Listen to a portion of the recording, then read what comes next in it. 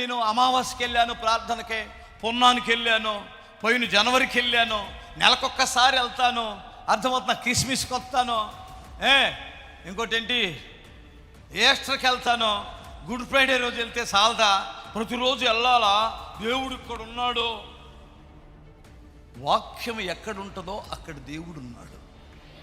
వాక్యం ఏ ఇంట్లో ఉందో అక్కడ దేవుడు ఉన్నాడు.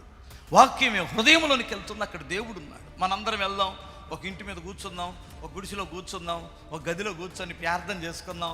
నువ్వు కాసేపు ప్రార్థన చేయి, నువ్వు ఒక పాట పాడు, నువ్వు 4 మాటలు చదువు, నేను 4 మాటలు చదువుతా, మనందరం కలిసి ప్రార్థన చేసుకుందామే. చెక్క భజన అనుకున్నావు ఇది? దానికి ఒక క్రమం వద్దా? దానికి ఒక దర్శనం వద్దా?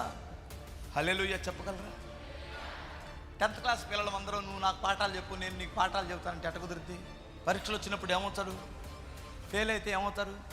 ఫెయిల్ అయితే ఫీల్ అవుతారు, అంతే కదా. స్తోత్రం చెప్పాలి. వాళ్ళకి మాస్టర్ అవసరం లేదా? అలాగనే మనందరం కూర్చొని నేర్చుకోవాలి. అపోస్తుల బోధ యందు, సహవాసమందు, రొట్టె విరుచుట యందు ప్రార్థన చేయటం. సహవాసం కనిపిస్తుంది కదా, వాక్యం కనిపిస్తుంది కదా, ఆ వాక్యమైన శోధన నుంచి తప్పిస్తుంది.